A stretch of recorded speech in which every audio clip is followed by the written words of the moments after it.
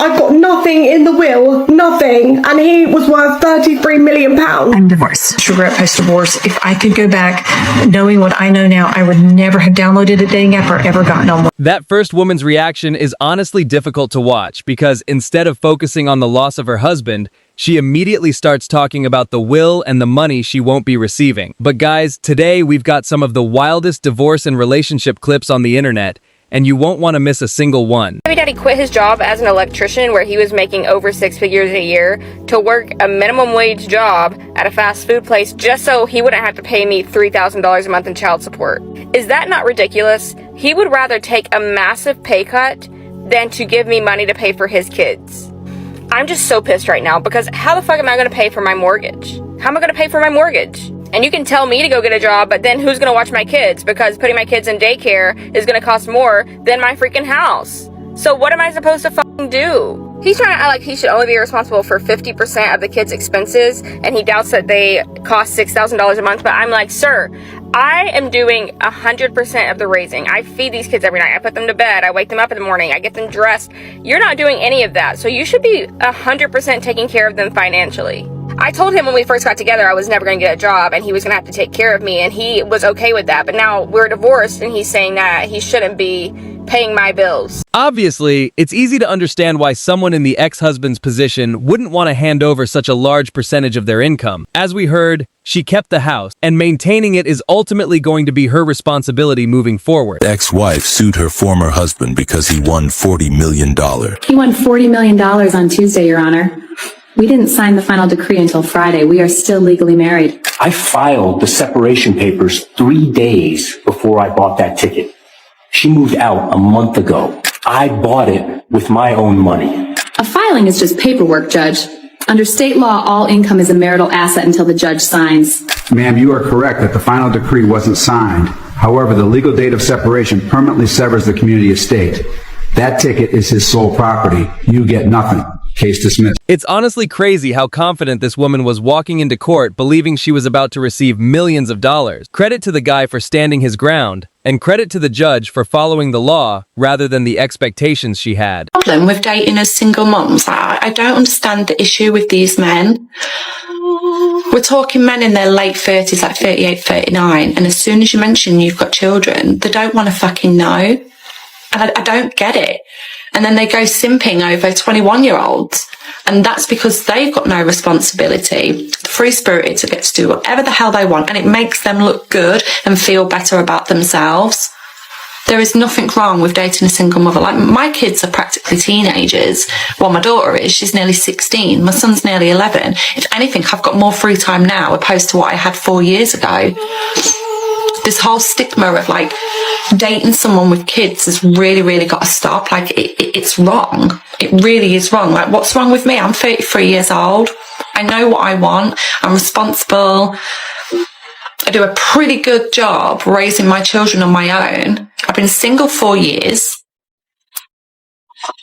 What's the problem? There are definitely plenty of men who choose not to date single mothers, and that's completely their choice. Everyone has their own preferences when it comes to relationships, just like she likely has her own standards for who she wants to date. Divorce my husband.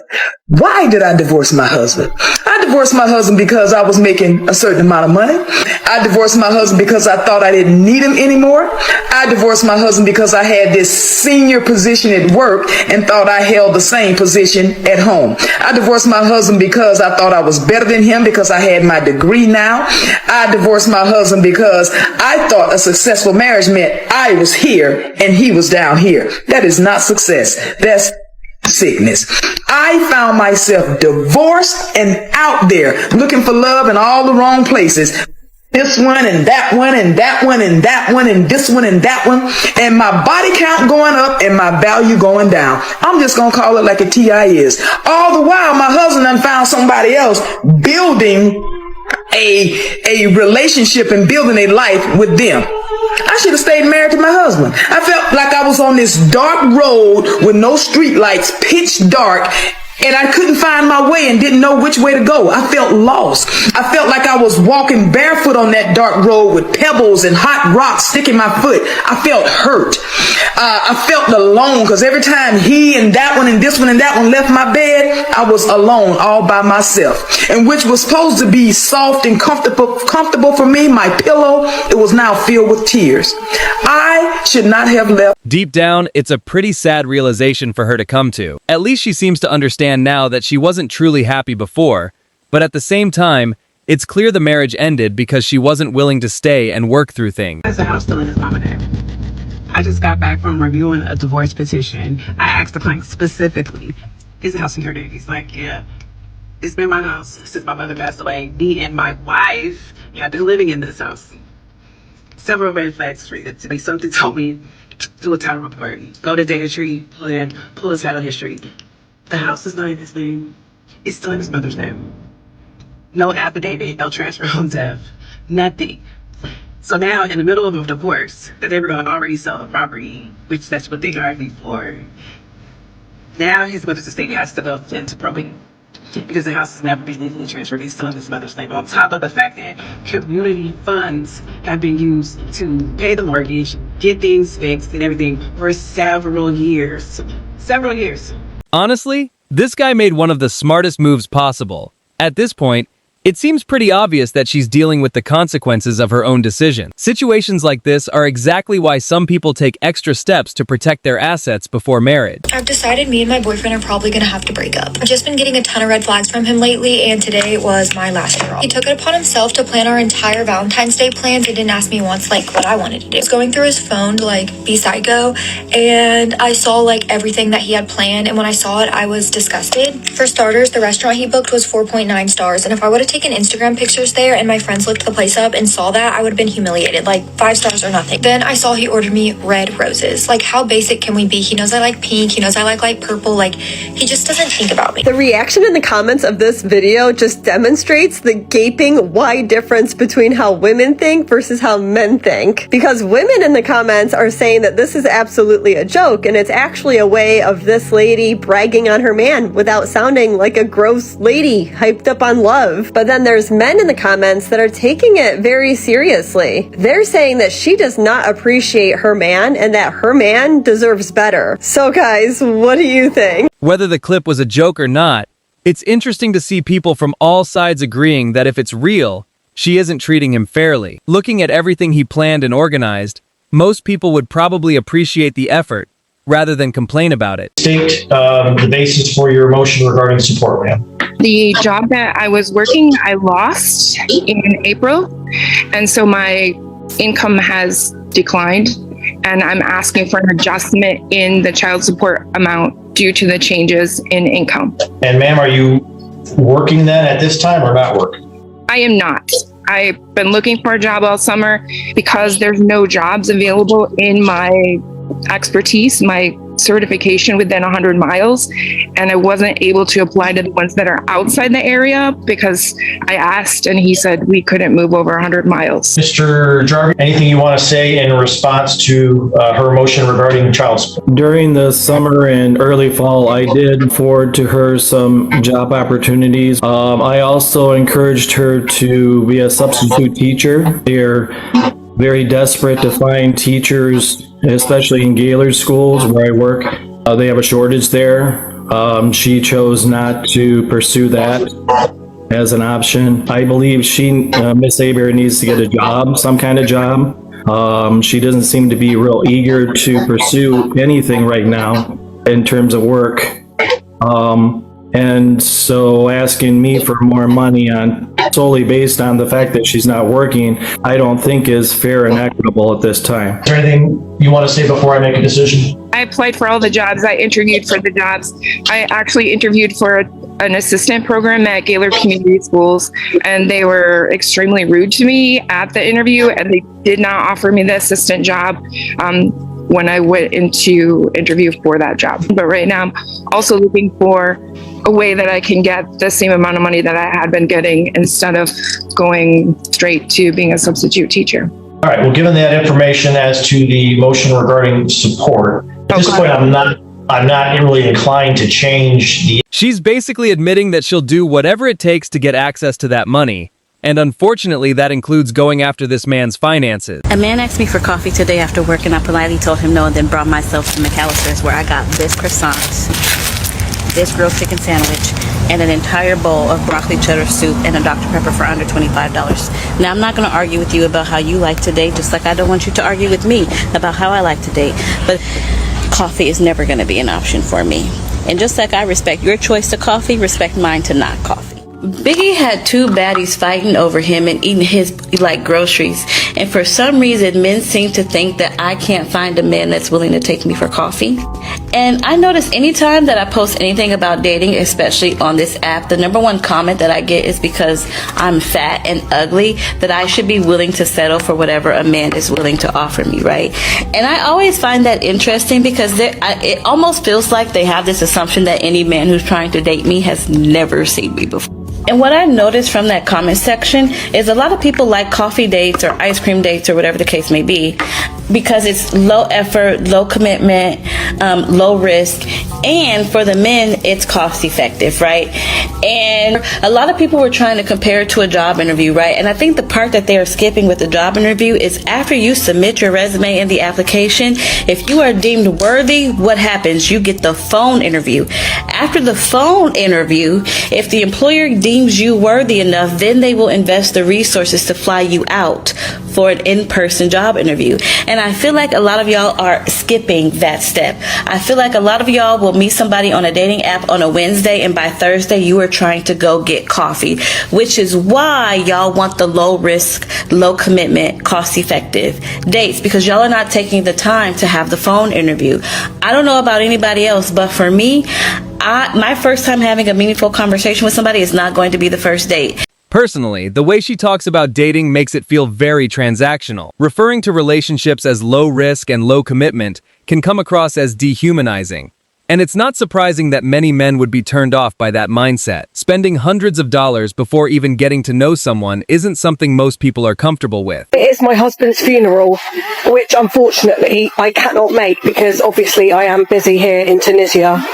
I would have loved to have gone. We were together for 17 years. Unfortunately for me, he did decide to die on the week I had planned to come on holiday. So I did make the decision not to go because, you know, I need a holiday at the end of the day. And my holiday is way more important than sitting in a church watching people cry. I would love to give him a good send off. So I'm going to get absolutely drunk tonight with this new guy that I met. And I'm going to raise a glass for you, Jeremy, because you were an amazing husband, very rich.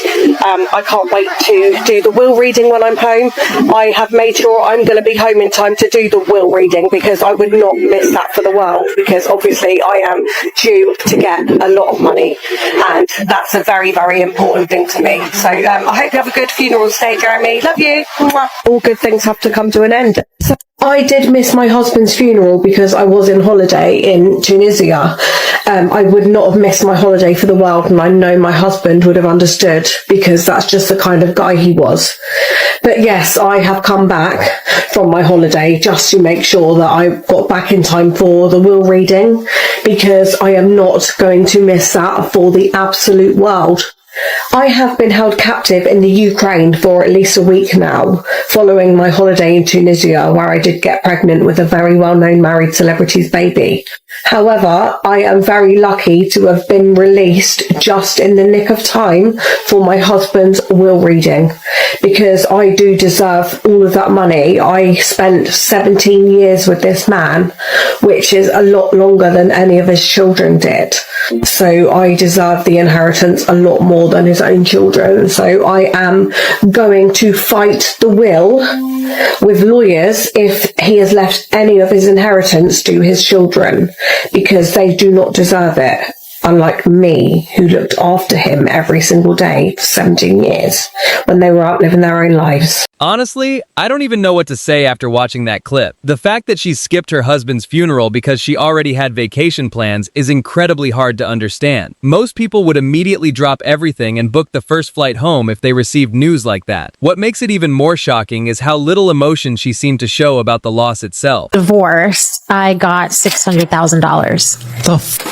Yes. Why? That was part of our settlement. So I could have taken more, but I didn't, which I'm kind of now regretting a little. Wait, why could you have taken more and why didn't you? Well, I could have, because if I were doing like a divorce with like 50-50 split. Could you have done 50-50 split? I could have. So this was a pretty well-to-do person. Yes. I don't know exactly how much I would have. No, he tried to get me to sign a prenup, and then I didn't sign a prenup, and then he tried to get me to sign a postnup, and I didn't sign a postnup. Postnup? Yes. Yeah, we decided in the settlement agreement that I would get $600,000. What the f do I have so much debt here? Where did the $600,000 go? When did you get the $600,000? 2 years ago. Okay, where the f is it? It's gone. Completely gone. Into where? Well, I bought a house. With the $600,000? With the $600,000. Okay, so it's not gone. It's not gone. Right. It's tied up? Well, so I bought a house that was $330,000 and I bought it like outright. So like it's paid in full. So it goes half the cash. Yes. But then I bought it sight unseen. And so when we entered the home. Oh, no. Yeah, I saw the outside because I drove by it. But good, you drove by it. Yeah. When we entered the home, though, it was in shambles. So we had to renovate it completely. So we saved some money by tearing everything down ourselves, but the renovation was like $100,000. First of all, this situation is a reminder of why so many people talk about prenuptial agreements before marriage. And the fact that she managed to burn through such a huge amount of money in such a short period of time says a lot about her financial habit. But guys, don't miss this final clip. Divorce.